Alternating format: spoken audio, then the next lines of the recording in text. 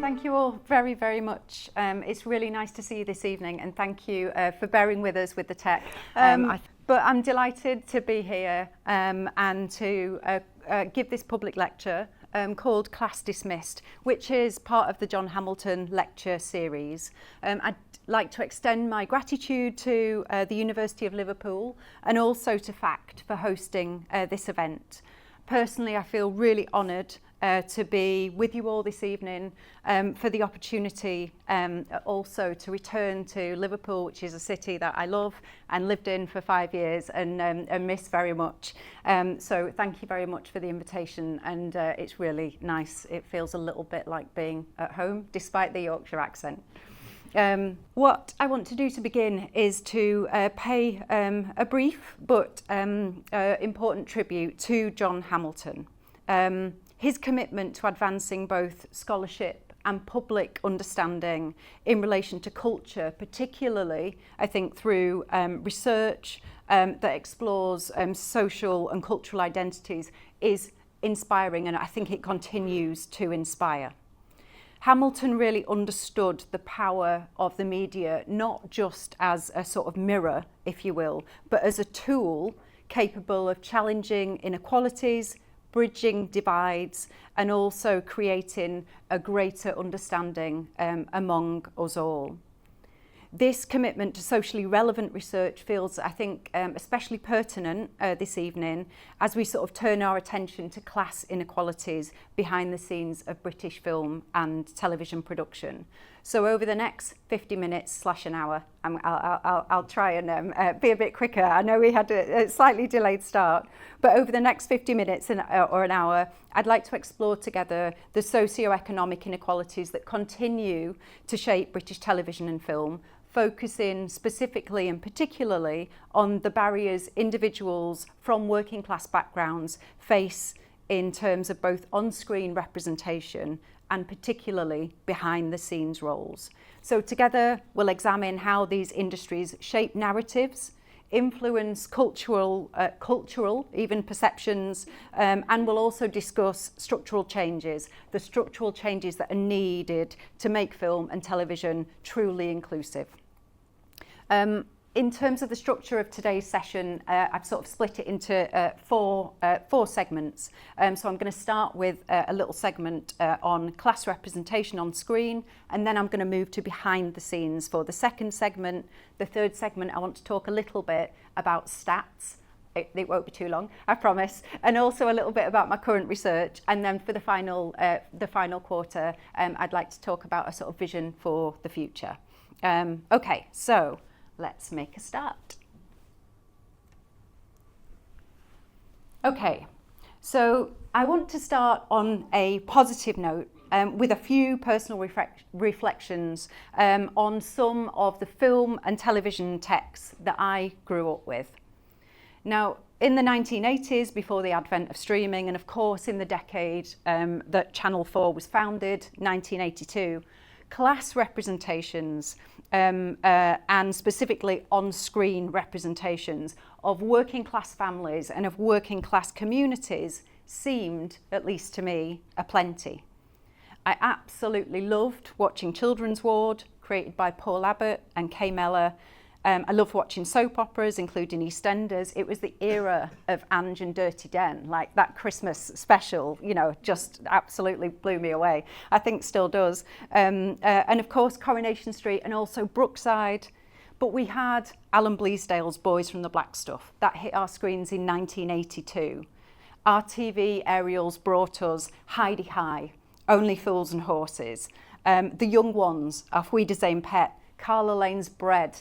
As my mum, I'm sure, can attest, I was desperate to be Aveline. So yeah, still much love for her. Birds of a Feather, Rabsy Nesbitt, the sitcom Desmond's, which was conceived and co-written by Trix Worrell.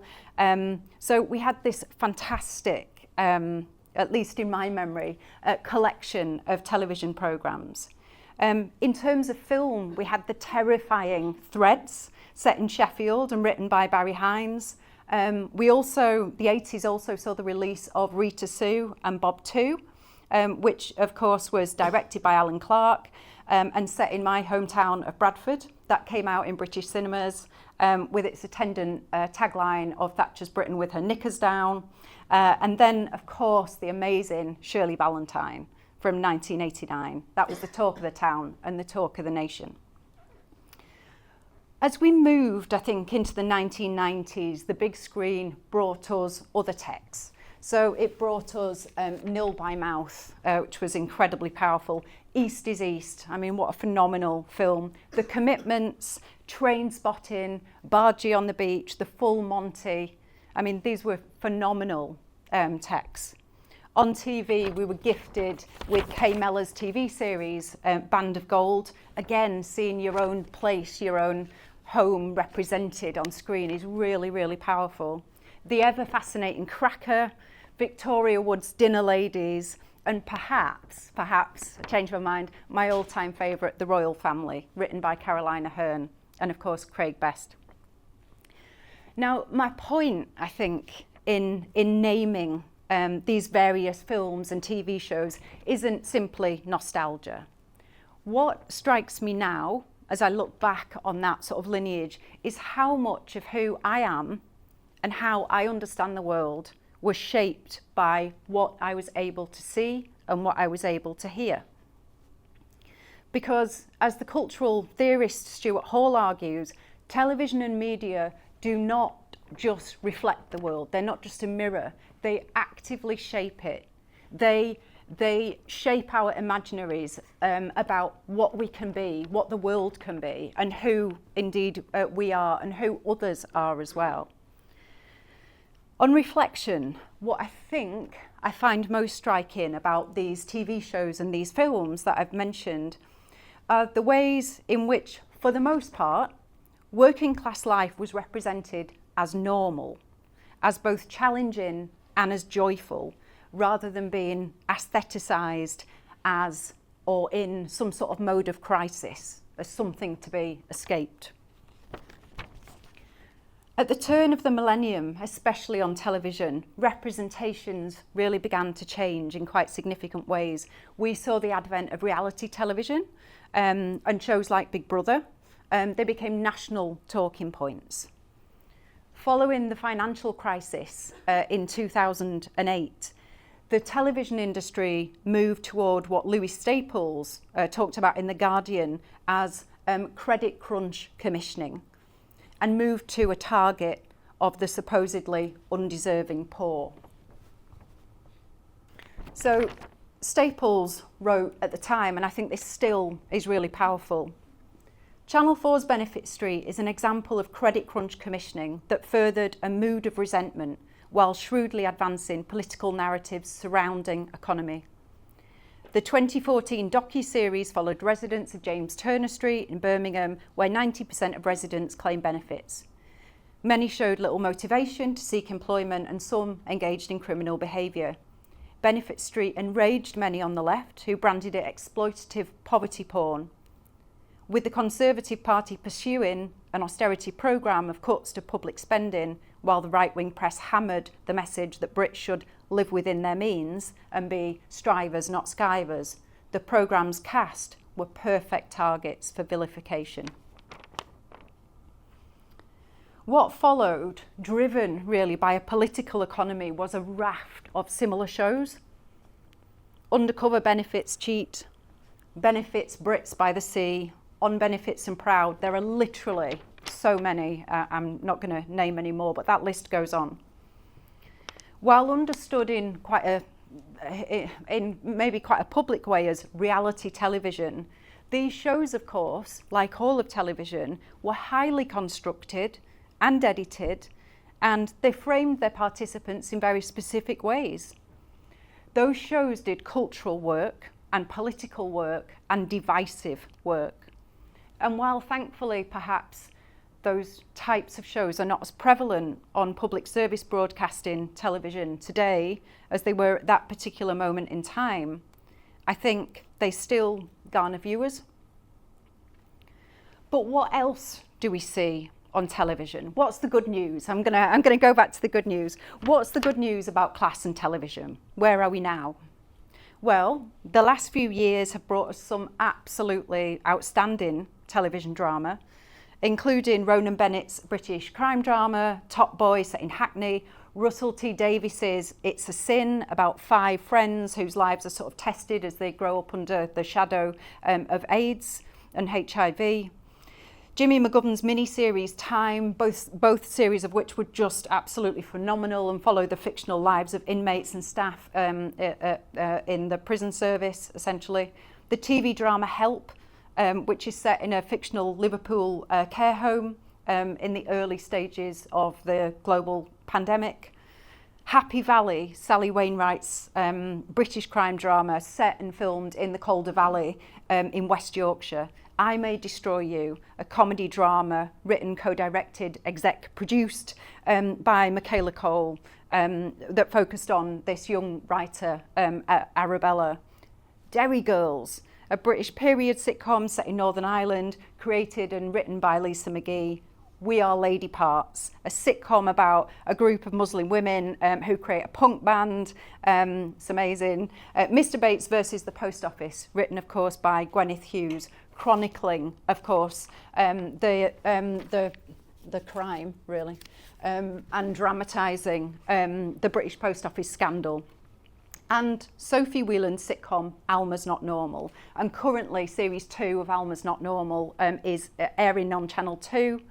It follows the Boltonian character Alma as she works to sort of try and shape her future and her life while managing with a strained relationship in relation to families that saw her experience and spend time in care when she was younger. And this series is written by and stars Sophie Whelan and is inspired by her own experiences.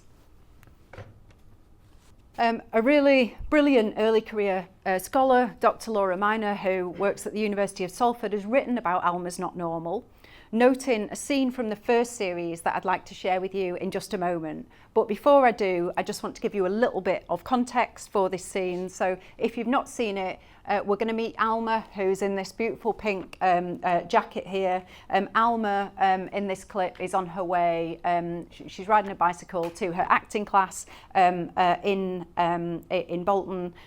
You will see some actors who I'm sure you've seen before here. But essentially, Alma's going to this acting class in Bolton. She's trying to further her ambitions. This scene contains swearing. So I suspect you will not be offended. My lovely young son is in the front, so cover your ears, Bab. Okay, I'm going to pop it on now. It's only about 2 minutes.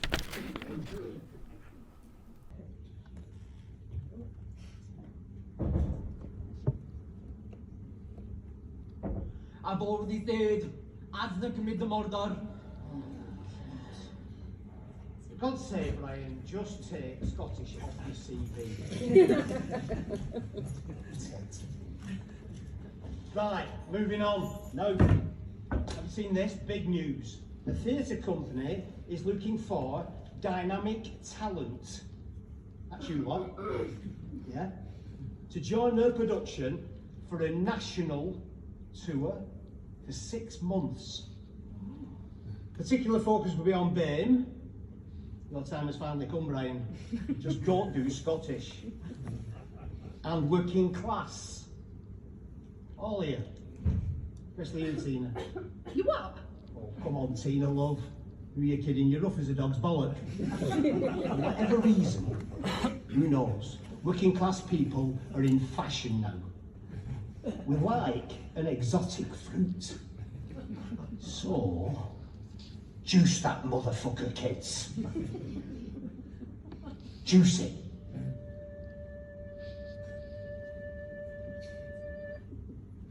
That clip was actually from season 1. Season 2 is now airing, but it's so fantastic. If you've not seen it, I would really encourage you to give it a try. It's airing on BBC 2, but it's on iPlayer. Not that, you know, I'm trying to, you know, be a PR guru for the Beeb.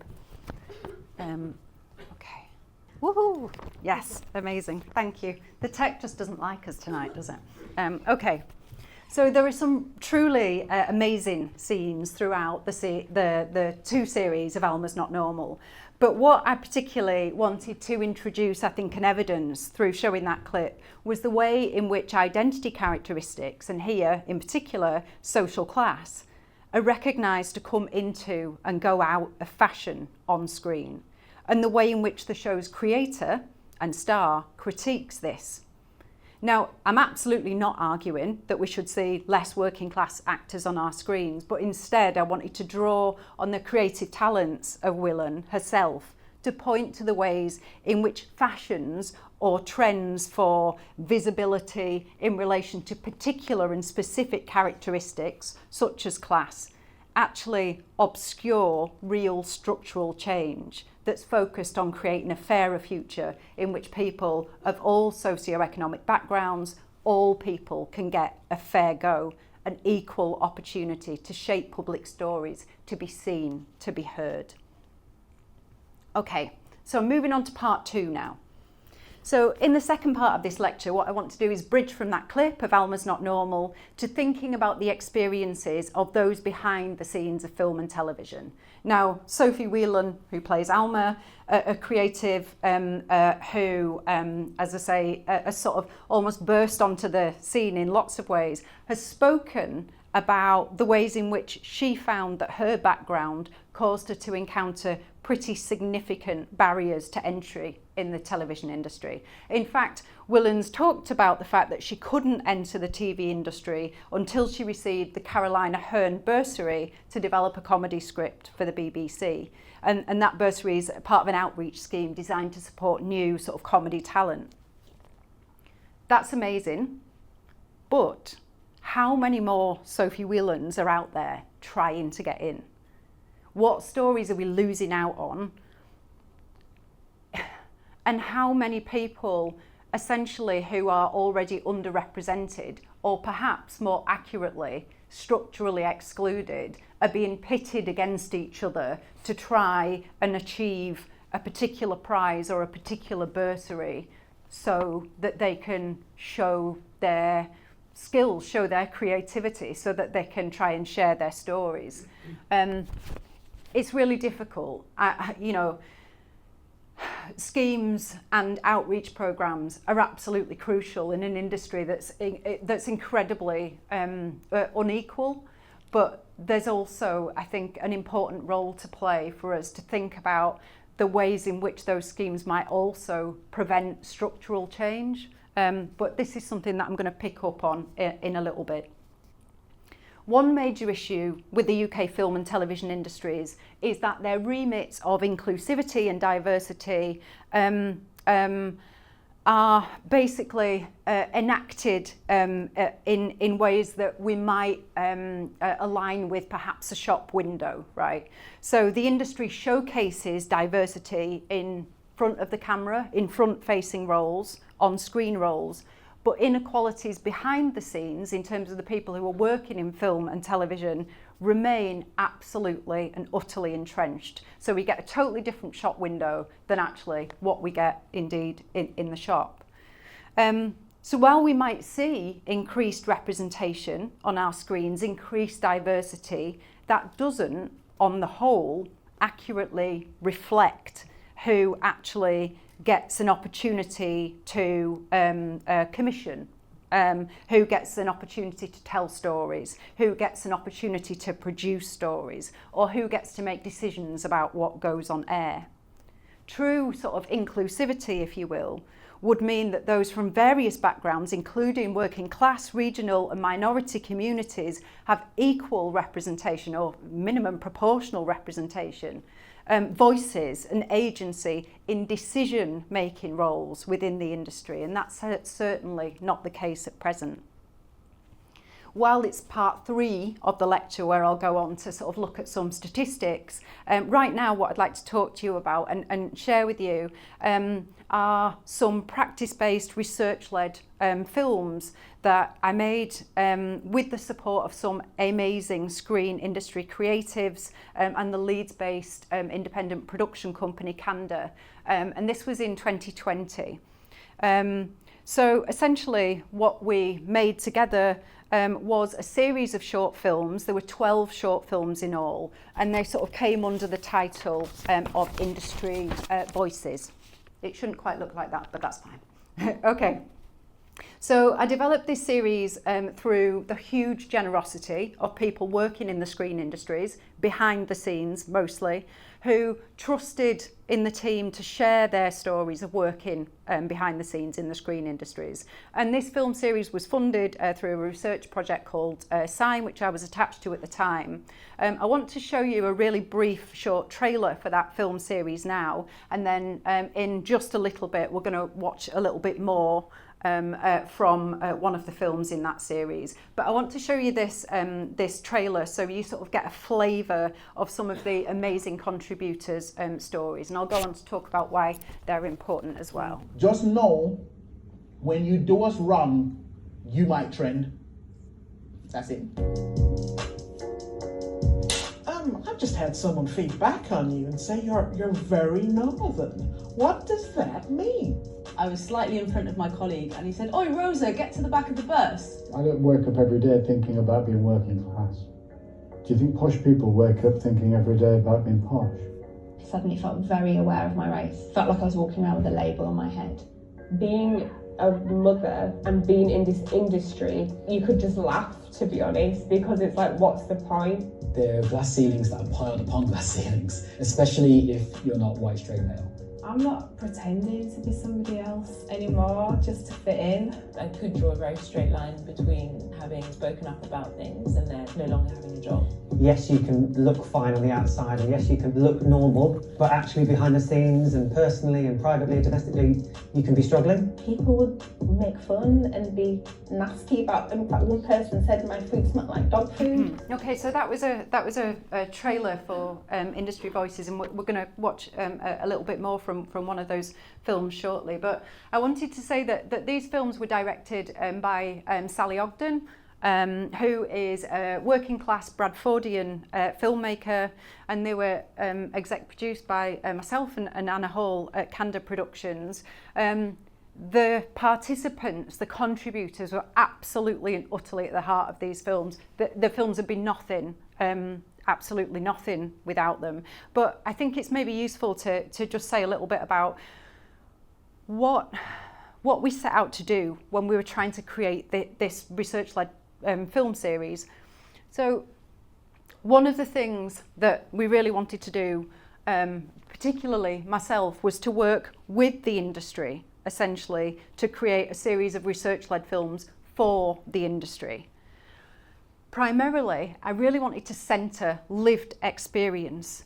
We've got so many stats and they are incredibly important. We need those statistics, they are crucial, but actually it's human stories that really help to move people, help to move the public, help to move policy.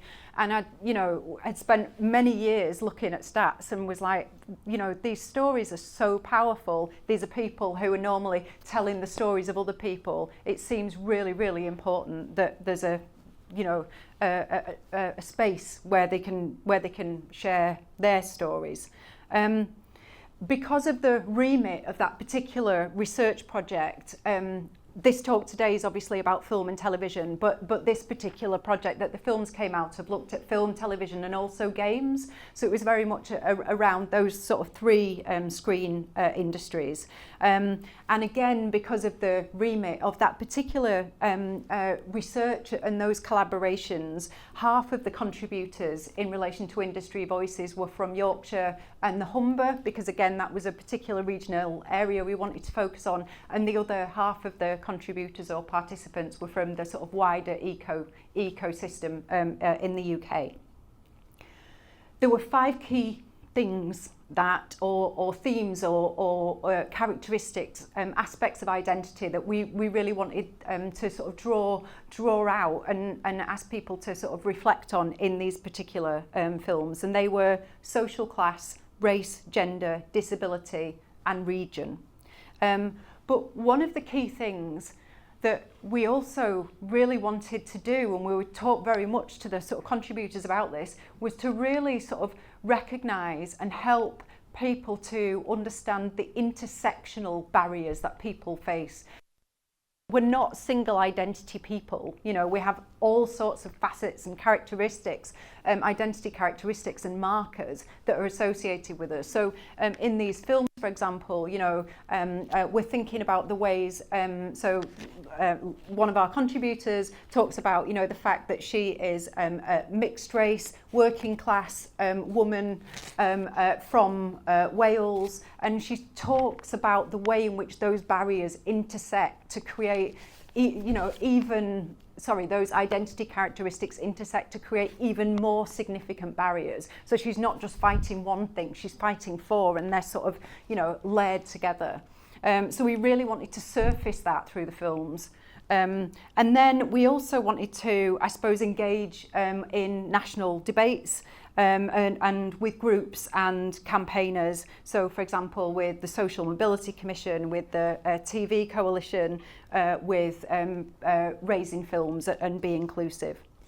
But as important as I think what we set out to do was how we wanted to achieve that together with those contributors. So we made these films amidst two, I think, quite important contexts in 2020. Firstly, we made them in the months directly following the murder of George Floyd in the USA and the very sort of public movement, the Black Lives Matter movement. That was a really important context. Secondly, of course, 2020, we were in the midst of the global pandemic, so these films were also made under pandemic conditions and safety measures. And I mention those two things because in terms of how we recruited, how we worked with contributors, one of the things that was really, really important was we didn't, you know, just get in touch with people and say, hey, do you fancy being part of this? We, in particular, looked toward people who'd already begun to speak out about various barriers that they were facing. So we were recruiting those contributors and industry professionals who wanted to and were in a position where they could speak out, fully recognising there's so many people who cannot. We wanted to work with a particular production company. As I said, we worked with Candor, they were fantastic. But in terms of, I suppose, one of my desires and one of the things that I was really quite solid about, it was that the production company that we would co-develop these with alongside the industry professionals needed to be genuinely invested in equality and diversity and inclusion, and they needed to have sort of experience and a strong reputation in terms of caring for their contributors, obviously having high production values and experience working really respectfully in terms of and on difficult issues, and Candor were phenomenal. Candor also worked on a not-for-profit basis in making these films with us, so that made it much more reasonable, and we're really, really grateful for that. We're talking about in these films diversity, inequalities, so it was absolutely crucial that the team making these films were diverse and inclusive. We did not want to repeat, you know, essentially some of the problems that we're pointing to, which is this sort of shop window problem. So we worked with Sally Ogden, with Harry Locke, with Seema Basharan, with Kudsi Chinimbri, Lydia Noakes and Anna Hall, and it was really key that we had a team who reflected, you know, many of the sort of intersectional identities and barriers and issues that we were trying to or that participants wanted to talk about. We filmed this across September and October in 2020, and we had, which sounds a bit OTT, but it was very gentle. We had 3 different stages of sort of interviews and consent, and that wasn't a, do you definitely want to do this? No, I don't. It was that sort of, you know, do you want to take some time to reflect on, you know, what you think the impact of this might be? So, for example, there were some people who really, really wanted to contribute, but they were very, very early career, and we knew, and they actually knew, that would really impact their ability to be able to get work afterwards. So there were lots of sort of sensitive conversations at the same time as saying, no, I don't think you should do this, but saying, look, we really want you to be aware of you know, some of the sort of risks, but also recognising that people need to feel able to make their own decisions and their voices count. So we also offered counselling as standard after all of the interviews that we did to all of our contributors, and many, not all of the contributors took us up on that, and I think that was really, really important to be able to do that. We made sure that was in the budget before we even started. And we also consulted with our contributors about the cuts and the edits. So where and when they wanted changes, we said, of course, this is your story, you know. So it was really collaborative in that sense. So we had these amazing contributors. So we made these 12 films, 11 were individual shorts focused on individual people, and the 12th was the sort of, I suppose, the layering of those individual interviews together to really, as I said, try to draw out some of the structural and the intersectional barriers that people were experiencing, and that had, you know, essentially that were things that people wanted to talk about and are really important in terms of understanding how the industry operates. I'd like to show you a clip. It's about 6 minutes now from that. We call it an extended cut. I mean, it's 22 minutes. So about 7 minutes from that, just to sort of really give you more of a sense and a flavour of the power, I think, and the poignancy of those stories in relation to off-screen in the film and TV industry. So I'm going to shush now, and hopefully this will come on in just a moment. Oh, how long have you got? It's very difficult to not look away when you ask that question.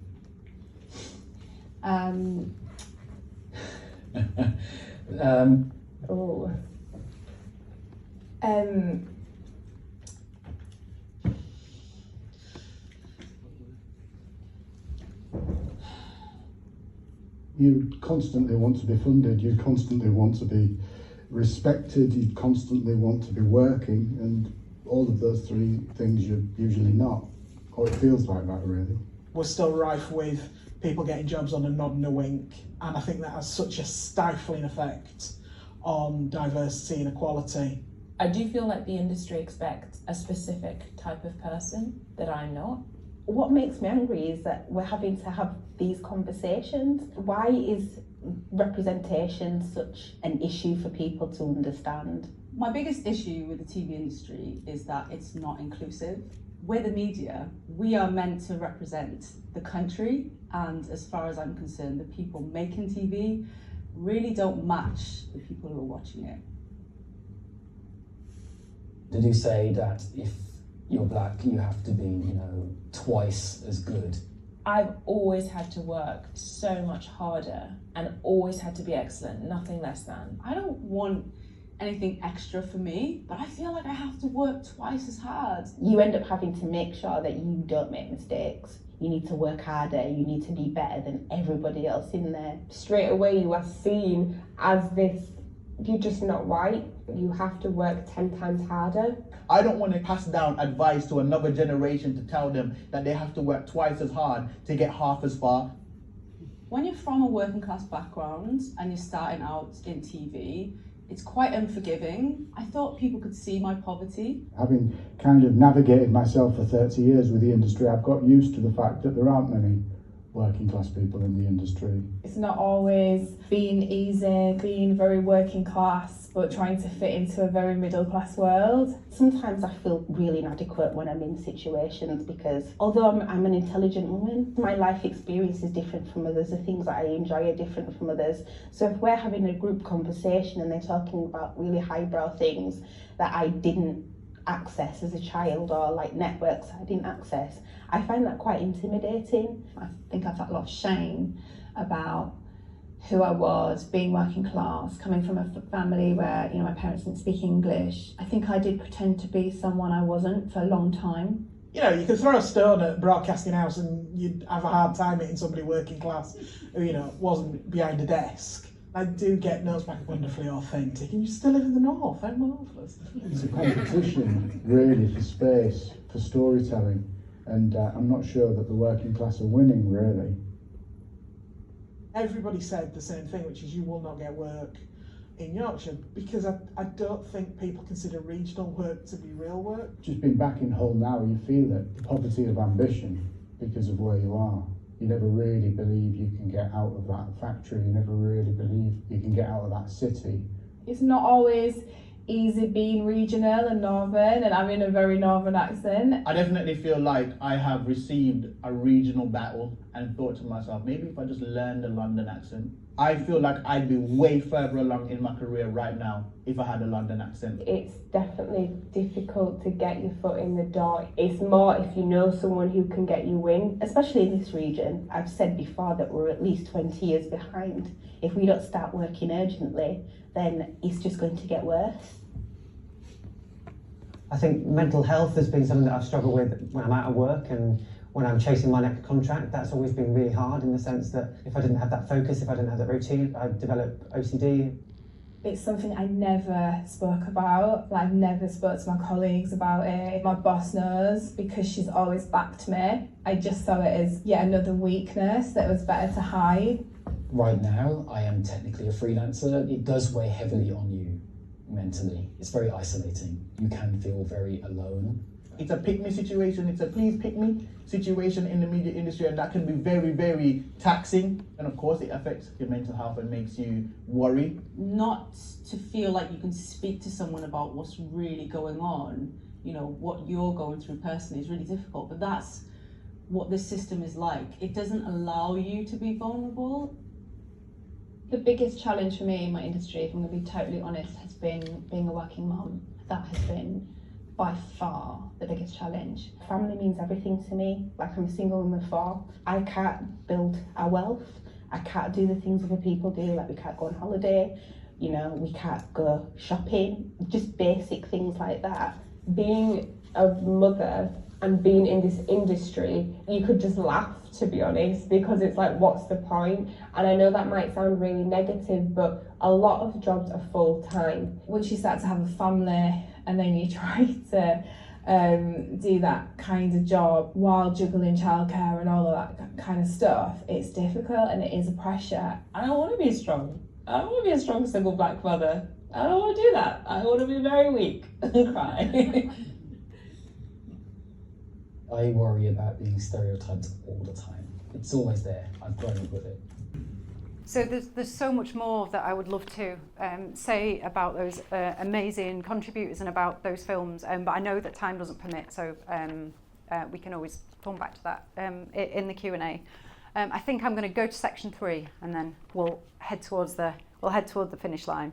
Okay, but ultimately, one of the things that isn't always widely known even about screen industry production by those who are maybe not close to it, and particularly around film and television, is how hugely precarious large parts of the workforce are. And this only adds to the sort of context of vulnerability in which these sort of amazing participants have already spoken up. The UK television industry currently relies heavily on freelancers, and recent data, and I know we've got colleagues from Beck and Equity, so I'll be quoting you. Let me know if I've got any of the figures wrong. But yeah, so recent data shows from Beck in particular, says that half of workers in the sector in television are freelancing. So a Beck survey, and Beck, of course, is the UK Media and Entertainment Union, highlighted the trend and revealed severe impacts on freelancers' livelihoods due to irregular work opportunities. So the majority of freelance workers have faced significant job shortages, especially since the beginning of 2023. And they also have reported significant financial and mental health challenges, which some of our contributors had commented on there. So despite being really vital to production across genres, freelancers in the UK TV industry often endure this feast or famine cycle, making stability really difficult, making being able to pay bills really difficult. The latest available data on UK film suggests that freelancers account for an even higher proportion of that industry, so between 60 and 90% of the production workforce.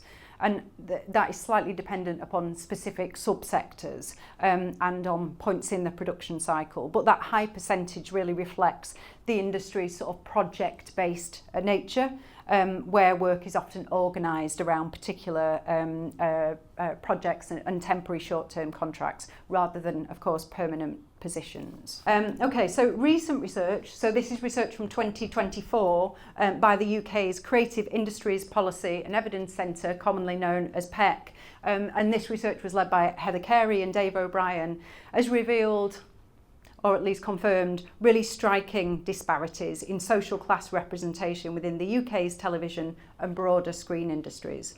So findings from this year, 2024, indicate that 8% of workers in the UK television industry are from working class origins. And that underscores the significant imbalance compared to essentially the general workforce, where that's around 38% that come from similar backgrounds. So this gap, of course, suggests that individuals from more privileged backgrounds, those with higher socio-economic status, dominate the sector. That study also highlights that people from working class backgrounds face numerous barriers to both entering and essentially progressing, so both getting in and getting on in these industries, largely due to factors like limited professional networks, unpaid internships, entry costs associated with creative roles. And these barriers result in essentially in class sorting, where roles with creative control, such as directors or writers or producers, are overwhelmingly held by individuals from affluent backgrounds. So that class-based exclusion not only affects hiring, but it also influences the stories that are produced, limiting the diversity of perspectives on screen and perpetuating existing narratives about class and culture in the UK.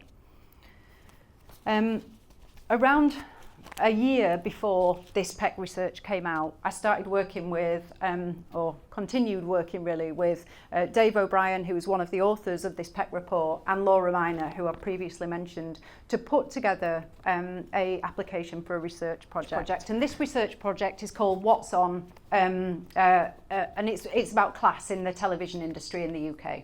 It's also on television drama, and the point of it is to connect together questions of what, who and why. So what this research project is doing and the reason why we think it's important is that on the one hand it's centering class, it's centering our understanding of class, where class gets into and gets out of television. It's looking specifically at 2 case study dramas through from them being commissioned, the production process, the texts themselves, series themselves. I use text, Ethan's always like, what? Text themselves, and then through to audiences, how they sort of understand. So it's tracing where class gets into and out of these very specific productions. And the point of that is to gain a really nuanced, holistic understanding. We're using all sorts of different and hopefully complementary methodologies. So we're creating like network ethnographies which map how people know each other. We're doing really in-depth one-to-one interviews with all sorts of crew as well as sort of commissioners, producers. We're doing framing and textual analysis of the shows once they've gone to TX, once they're on air. And then we're also doing focus groups with audiences as well as drawing on data that our project partners, the BBC and Channel 4, are prepared to share with us.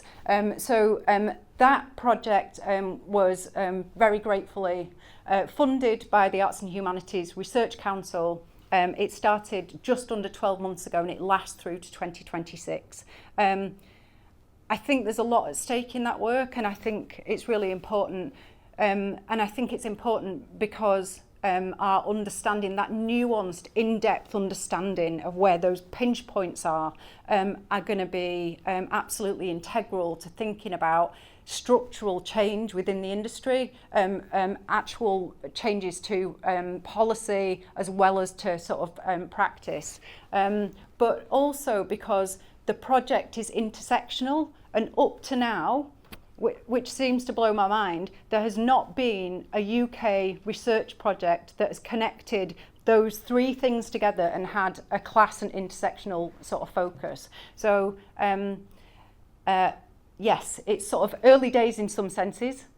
We've got quite a bit of time to go, but I'm really hopeful about that. There's loads more that I would love to share with you. I'll make sure that my email address is available. So for now, I just want to say thank you all so much. It's been a pleasure.